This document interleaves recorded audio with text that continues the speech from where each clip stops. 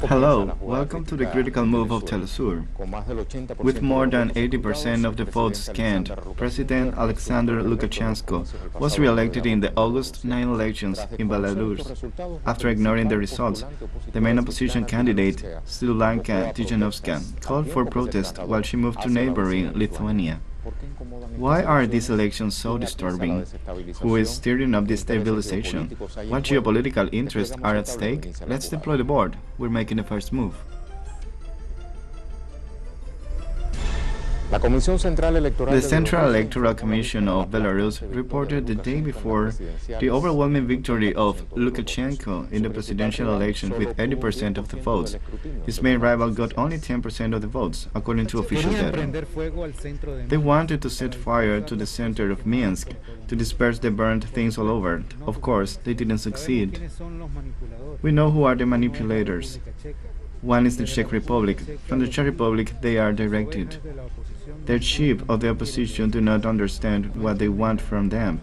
They don't understand anything. The Czech Republic continues to urge the Belarusian people to take the streets. Here is the message of the Czech Republic: negotiate with the authorities of the voluntary surrender of power. That means that I, Lukashenko, the head of state, have to transfer power to them voluntarily with 80% of the votes. That's where the instructions come from the Czech Republic. Are trying to create chaos in our country. I wonder that there will be no Maidan here, as much as some may wish. The people must calm down. Calm down. God forbid anyone should face the decision I had to face. People, please be careful. What is happening now is not worth risking your life. Children are the most important thing we have in our lives.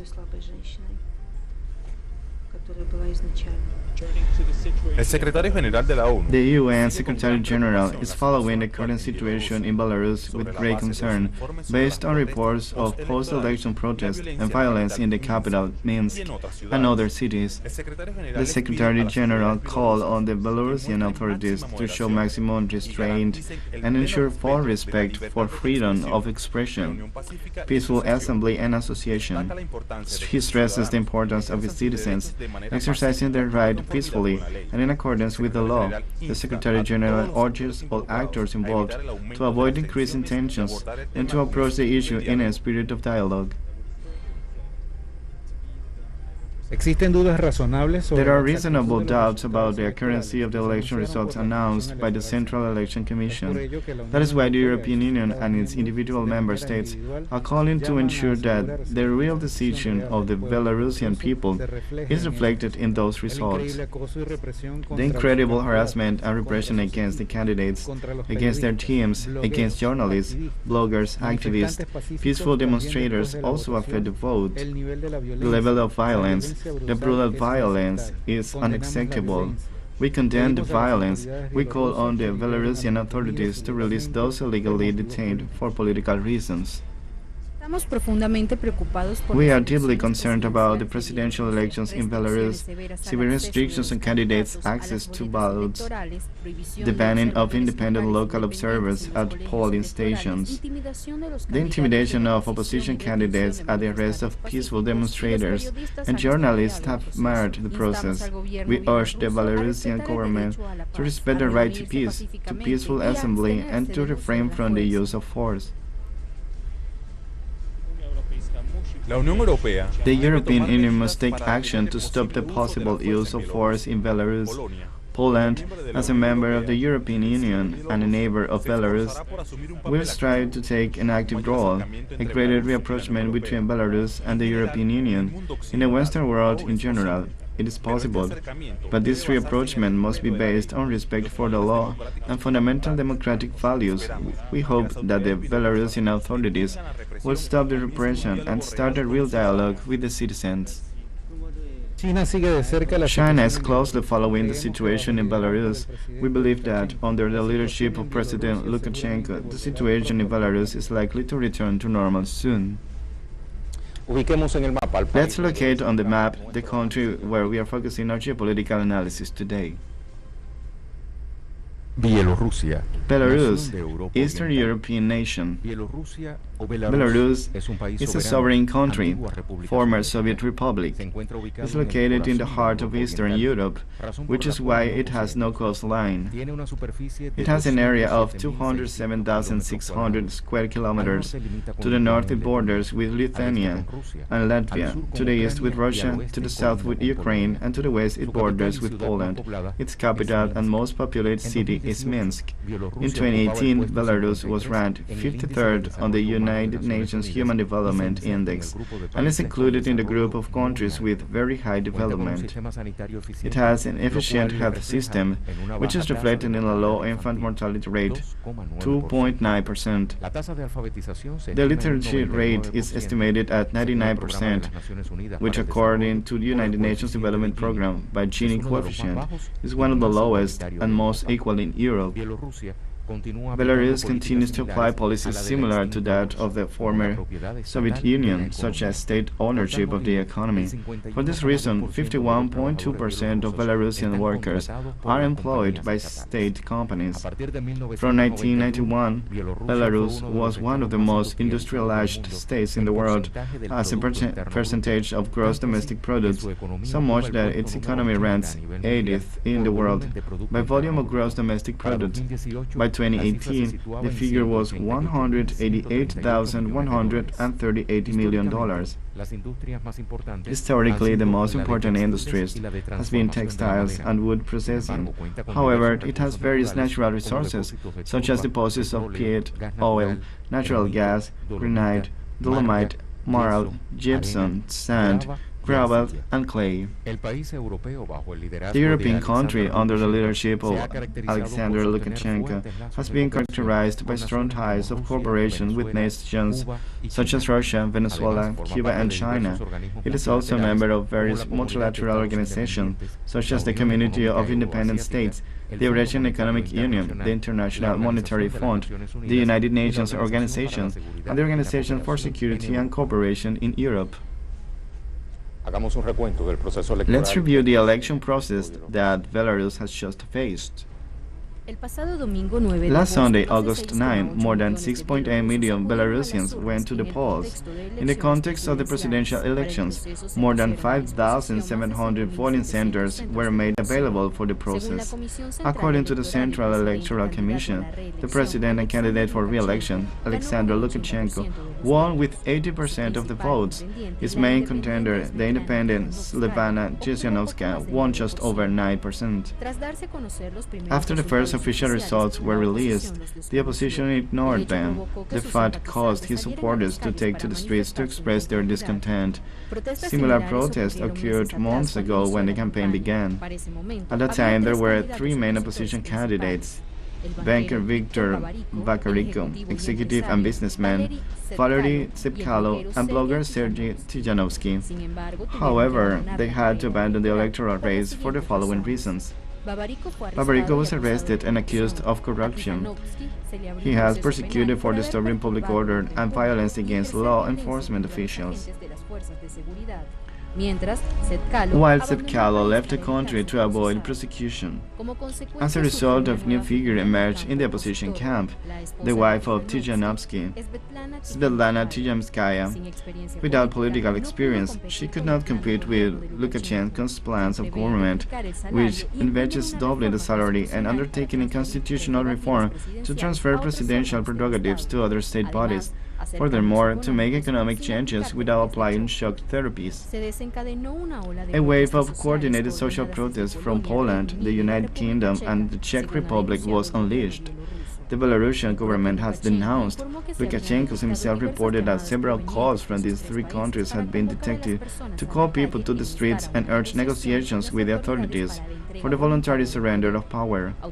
Authorities suspect that the internet failures registered during the elections were provoked from abroad to blame the re-elected governor and to foment social discontent. For security reasons, several people with false documents were refused entry to Belarus, and most were unable to explain the reasons for their trip. I invite you to check some digital information which talk about this context, especially post-election context in Belarus. Let's start with the Russian agency Sputnik that titled this August 8, "The arrest of the Russian in Minsk caused by the Ukrainian Special Services." This is an investigation that arises in this context. According to an investigation by the Russian newspaper Krumsvoska, the arrest of 33 Russians in Belarus was provoked by the Ukrainian Special Services. On July 29, the Belarusian authorities arrested 33 Russians on charges and working of Warner, a Russian private military company. Belarus suspected that they were preparing riots in the republic in the run-up to the presidential elections on August 9. In addition to this, Minsk already had information about the arrival of more than 200 fighters to destabilize the situation during the election campaign in the Slavic country. According to the investigation, the aim was also to damage relations between Russia and Belarus and to achieve the extradition of those arrested to Ukraine. Pravda stresses that the material on the operation has been presented to the Russian Investigation Committee. And now, post-elections, what does Telesur says about it? At least 39 police officers injured during demonstrations in Belarus. At least 39 police officers were injured during protests in the context of the elections in Belarus on Sunday. According to the Belarusian Ministry of the Interior, the violence also left more than 50 civilians injured. In addition, the body said that several of the injured are in hospitals. Previously, the agency reported about 3,000 people arrested in the unauthorized demonstrations, 1,000 of them in the capital Minsk and the rest in other cities.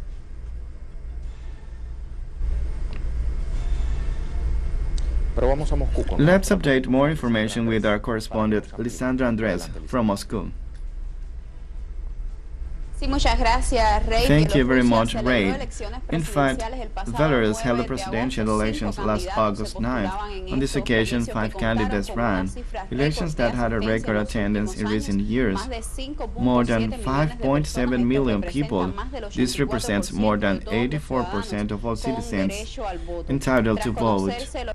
After the preliminary results of the vote count were known, the Central Electoral Commission announced the victory of the current President Alexander Lukashenko and his re-election for the new 5-year term at the head of the government, and was supported by 80.23% of the voters.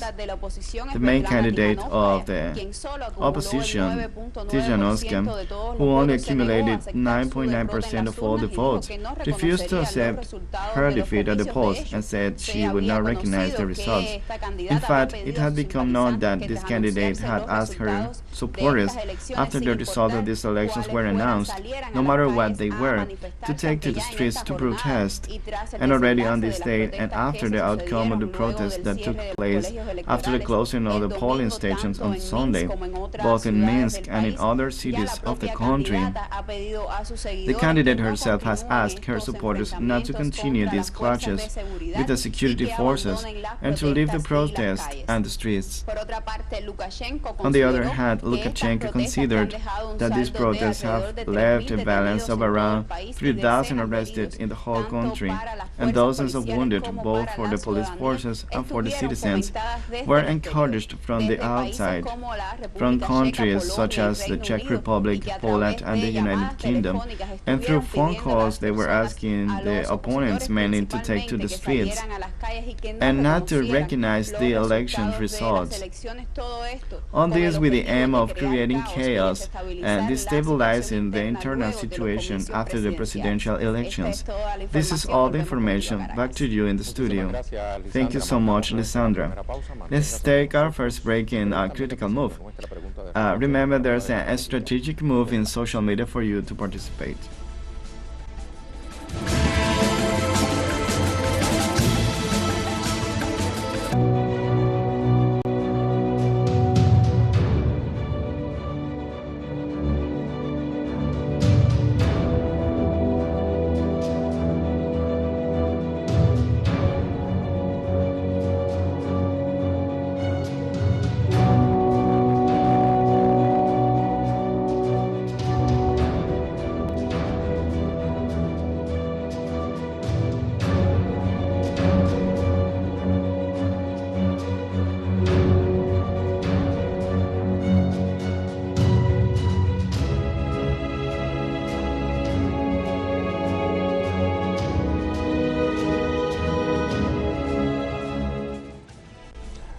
Alexander Lukashenko has served as president of Belarus for 26 years. Let's review in context what has characterized the social inclusion policies implemented throughout his term. The presidential elections in Belarus were the focus of attention in Europe.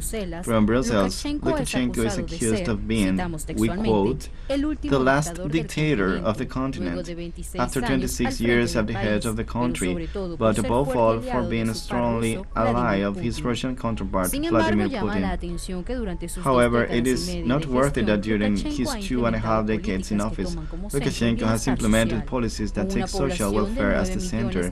With a population of 9,589,689, according to the most recent census, Belarus has an average life expectancy of 74 years. Medical care and education are free at all levels. In the case of higher education, people symbolically pay for their studies in exchange for a social service working, once graduated, in the places where the state needs them. Today, 51.2% of Belarusians are employed by state companies, 47.4% by private companies, and 1.4% by foreign companies. In 2016, there was a conversion to the official currency, the new ruble. 4 zeros were removed due to the devaluation of the currency caused by the economic crisis facing the country at that time. In 2018, the gross domestic product was $59 billion, and the GDP per capita is about $6,289 according to World Bank figures. We already have the strategic move in social media for you to participate with us and leave your opinion.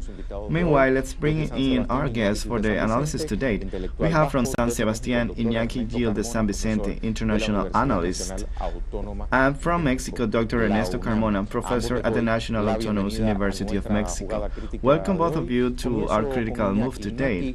I'll start with Iñaki. Iñaki, we observe a panorama of social destabilization in the streets of Belarus, especially after the announcement of the results, the victory with more than 80% of the votes of President Lukashenko, who repeats in this case. And at the same time, it is observed that the opponent, let's say the opposition leader, is taking refuge in Lithuania. How do you observe this complex panorama that at first sight prevents us from knowing what is happening in that country? Well, there are social destabilization. There's still no social destabilization when it comes to economic measures that would bring in the current political system at the government, and transnational companies would come into place. So then there would be a social destabilization because they would destroy economically. This is one of the reasons that explains why Lukashenko has had such a high electoral response. Because there are two things, as far as I know, for the information that I got, there are two things.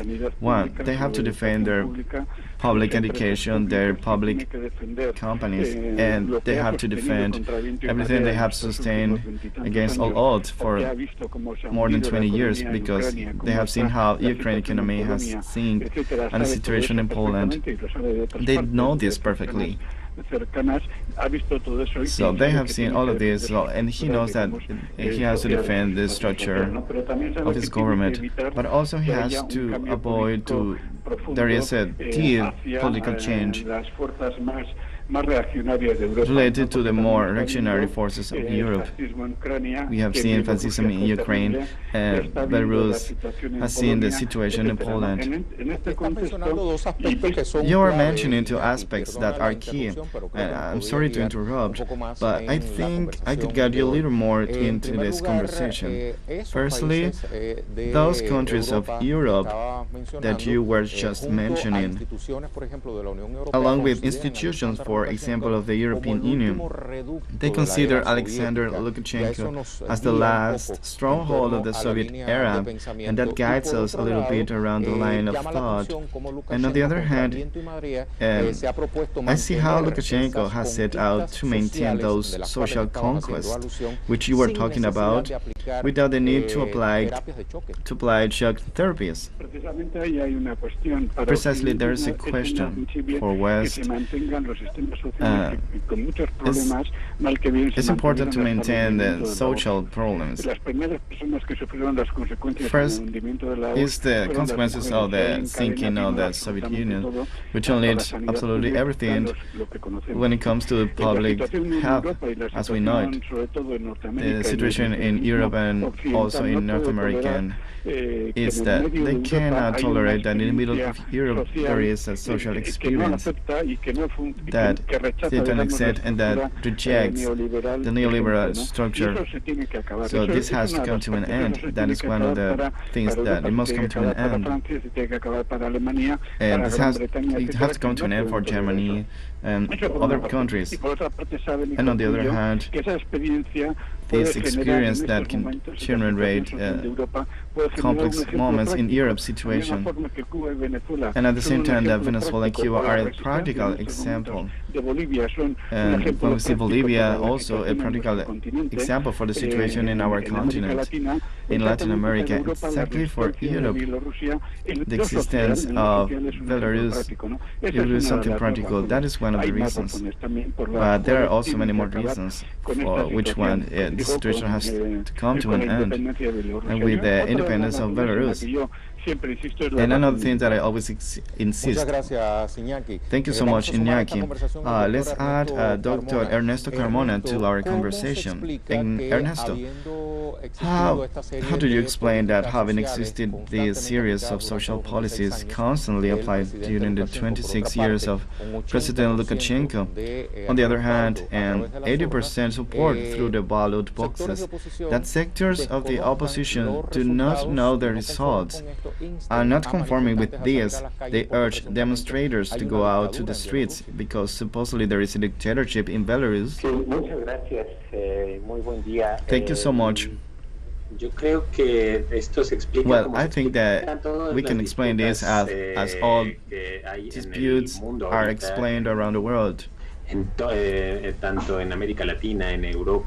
Both in Latin America, Europe, or Middle East, where practically we are seeing the intervention, foreign intervention, which only want to divide political environments. And here is where I think that it's very constant in political disputes encouraged from abroad, that it doesn't matter if they're a minority, the one that could be opposing, but also has a very strong international support and becomes a force to press on international governments and to give in to surrender on the political and economic levels. And when we see political firms when it comes to national security, we have seen this in the case of Belarus, but we can also talk about the case of Bolivia, we could talk about the case of Venezuela, the case of Syria, we could talk about many cases in the world where the same formula is being repeated. This legitimate an electoral process at any level by doing this and generate an environment to impose the doubt that people can elect whatever they decide, change or not their government or maintain an economic model, but this legitimate the process and maintain alive an opposition that depends on the situation. Sometimes it happens, like in the case of Bolivia, where they succeed at throwing out the legitimate government, and on the other hand, they maintain and oppose a leader abroad. I think that they're trying to repeat the formula that has been seen in other countries of Latin America, where there is one leader which proclaims from outside as legitimate owner of power, as Venezuela has done it right now. And from that point, will be exerting a constant pressure. We don't know if the European Union might recognize it and starts to provide facilities. So, what had happened in the proper case of Venezuela, where there is an open support from abroad, but not from the inside. And I think they're repeating this formula. There is a constant that we are seeing in several international scenarios. Thank you, Ernesto. This question is for Iñaki. What strengths does the government of President Lukashenko have today to overcome these obstacles, these difficulties that the opposition is facing, and as the chief executive himself has been saying, are being encouraged from abroad? Well, I think there is a strength. Well, obviously there are more than just one. One of the more specific characteristics has been that they try to recover the identity of Belarus. Right now, because of circumstances around, just only around the 25% of population speak national language. But there has been a very strong effort from the governments to promote the culture, the art, and for getting back that identity. That is from one hand. And on the other hand, there has been an attempt to maintain tension with Europe, which has turned out wrong in a process of bombing from the inside through a threat of political mobilizations to create a war situation. And I think it's very important that we have seen in other peoples. It's also happening in Belarus. We have seen collective signs. We know that small country with a small number of inhabitants, which is surrounded by many powers, and doesn't realize the strength that Belarus has, which has an economic relation with Russia, which is very strong, in spite of the political level, the relations they have, that might be resolved later through conversations.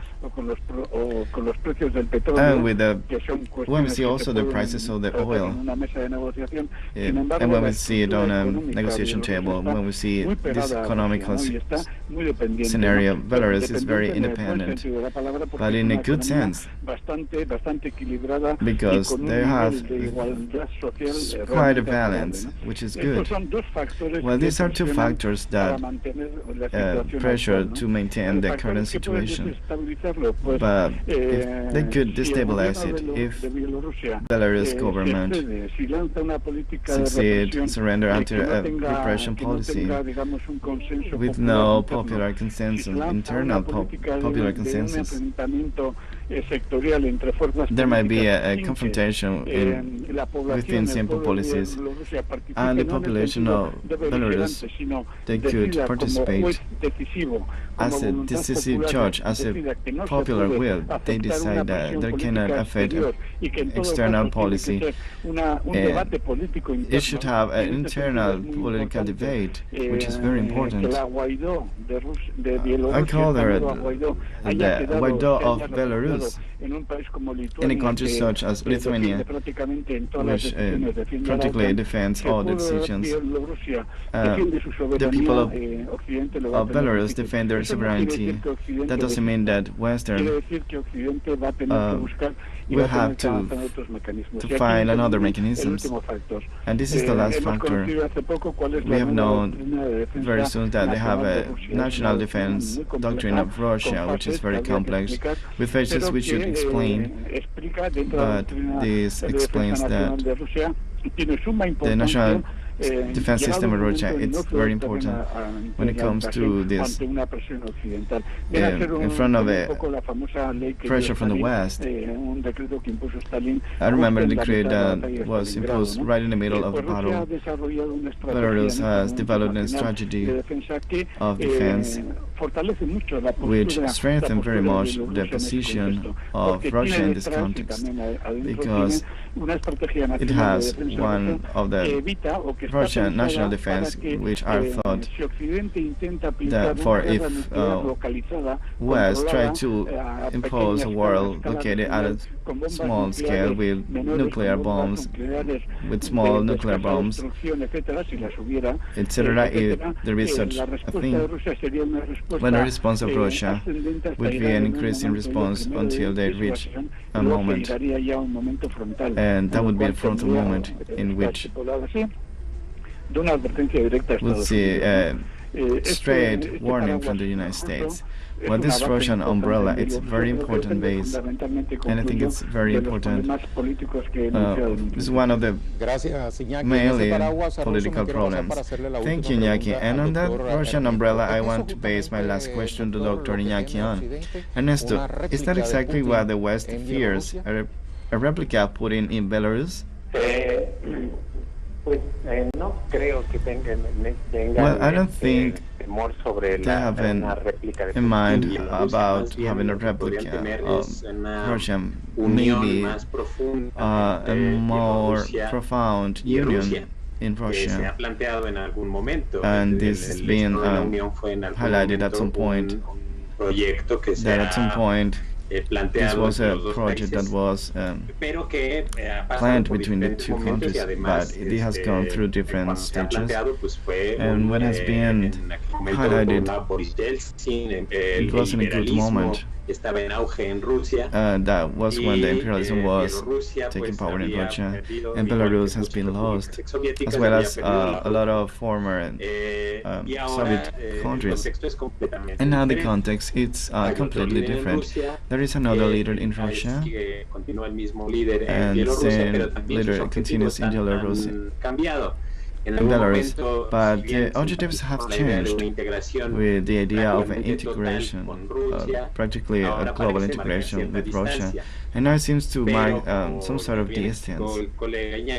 But as well as Iñaki described it, there is an interdependence relationship, and there is also a good relationship between both countries, that at some point, if the context allows it, or both leaders sees it as a good thing, they might take this under consideration. I think there is necessity of containing the advance or influence of Russia on the east of Europe, and we see an Europe which is getting somewhat weaker by the time, because of its objectives, which are of welfare towards the population and are not being fulfilled, especially in countries that sees with good eyes the Russian influence, and some others need them because of the energetic dependence, or when it comes to another economical issues. But we see that they're not able to give an answer to these countries and to contain Russia, let's say, through a pacific and democratic way. So now we are seeing this mechanism where we can see destabilization, like in the case of Ukraine, where when we see that there is a government, well, immediately generates another movement that condition leaders opponents, and they are supported in a military and political way. so they can generate destabilization. So I think this is a little bit, the situation is like saying, if I can't control this country, at least that my enemy cannot do it either.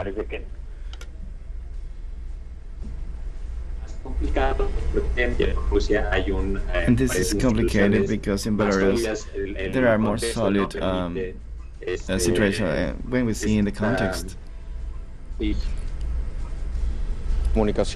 We lost communication with Dr. Ernesto Carmona.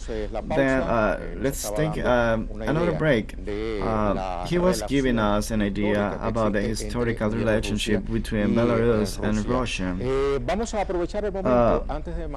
We're going to take this moment to invite you to participate in our strategic move. After ignoring the electoral victory of President Alexander Lukashenko with over 80% of votes, the opposition in Belarus called for street protest. The US and Europe have shown themselves to be concerned. What geostrategic interest could be there? That's the question. Leave your opinion. Based on what our guests have just told us, our first guest, you can also join the analysis. And what we do when we name this country, for example, let's look at what the dictionary says for Hispanics in doubt. Belarus, Spanish form of the name of this country in Europe, former Soviet Republic. So you can use both ways. We will be right back.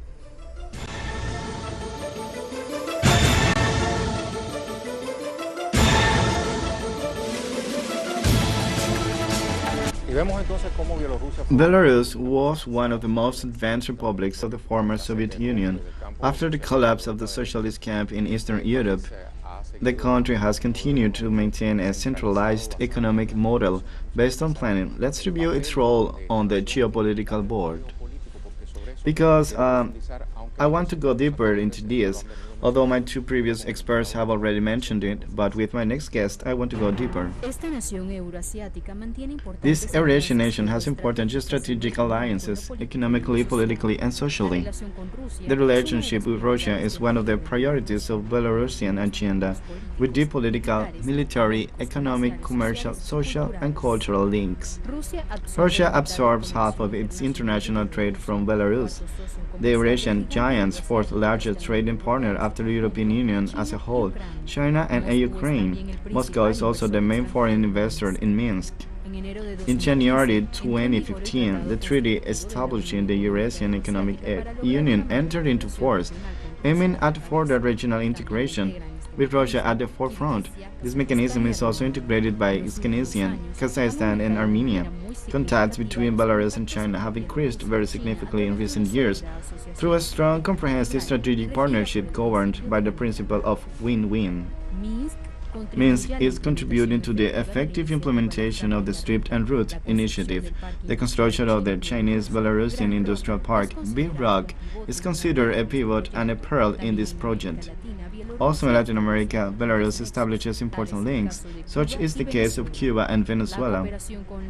Cooperation with Havana goes from the political to the commercial and aims at cooperation and investments in agri-food, health, transport, education, research and medicine production sectors, among others.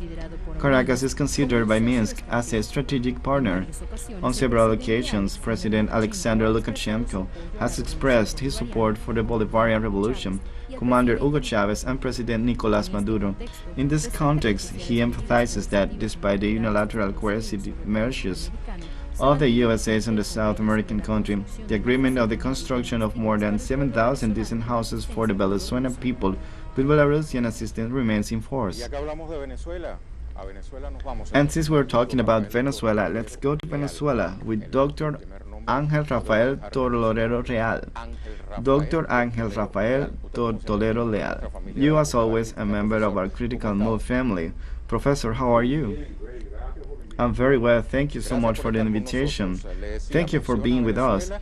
I was telling you, I mentioned to Venezuela this material that we had at our viewers' disposal about the sustained ties that Belarus has maintained with this country, but it has not only been with this South American nation, with others such as Cuba, but also with countries such as Russia, China, nations that have traditionally been inconvenient to the West. And when I mention West, I want to make it clear that I am directly referring to the United States.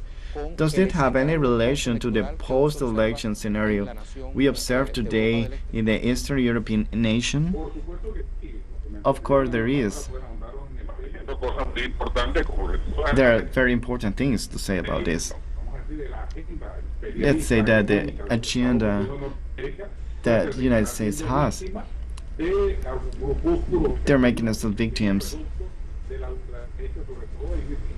from the other wing, and in this case of Belarus, they're facing the European ultra-right wing. With urgency, they need to take, and especially Russia, which has been in this conspiration. This geopolitical term is a little bit macro, but when we see how the United States, along with the European Union, they are losing strength because they have seen a big failure, especially facing the COVID-19 pandemic.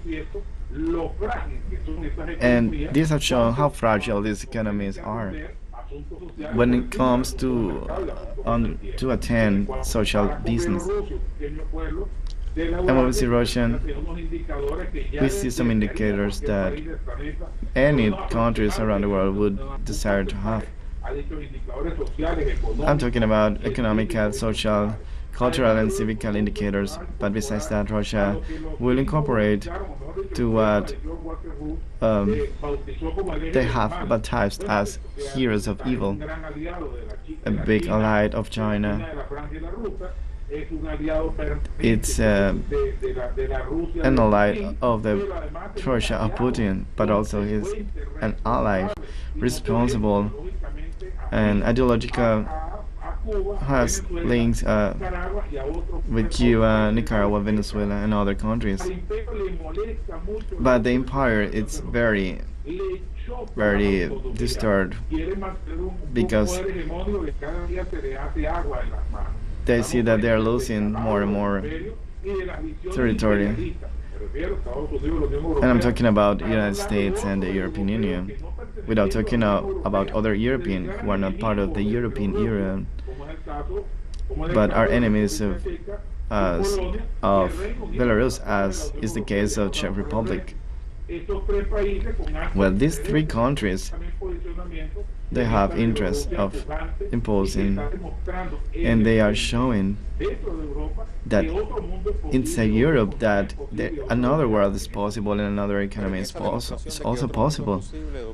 But in that demonstration that another world is possible, figures such as the opposition Slivana Tsyanuska emerged, whom one of my previous guests called the white dog from Belarus. Would you make the same comparison? What dangers are there over that country? Well, I'm totally, completely agree with him.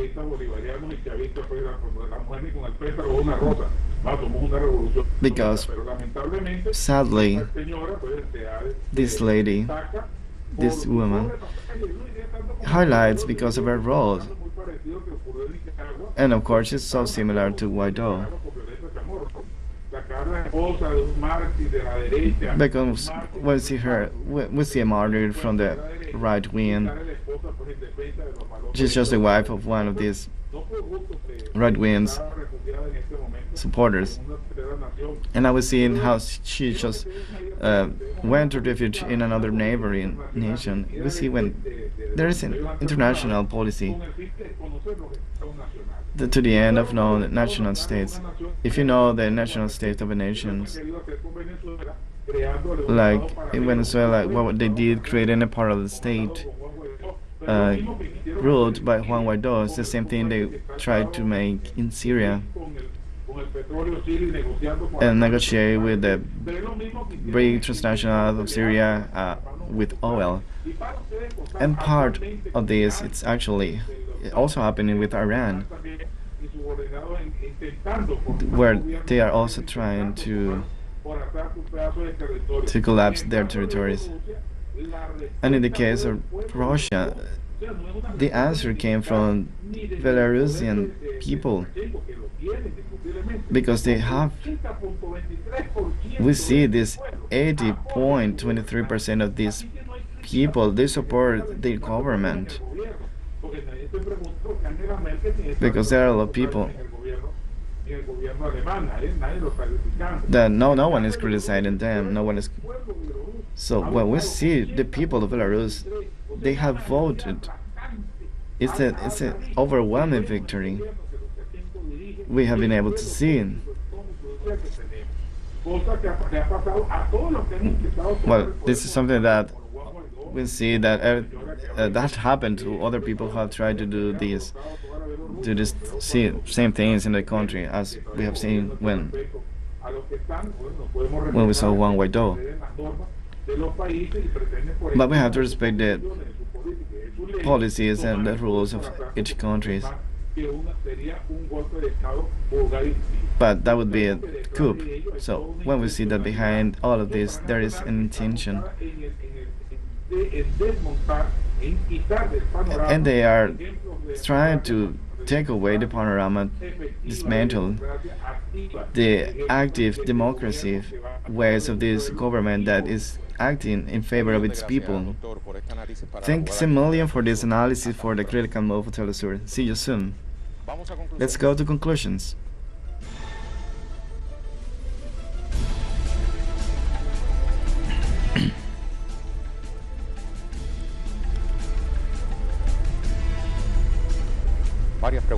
We still have a few questions.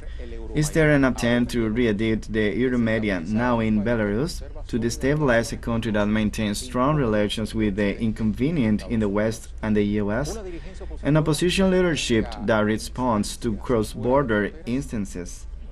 We will follow closely what happens in that nation, where the majority ratified Alexander Lukashenko as head of the executive. For today, we close the geopolitical board.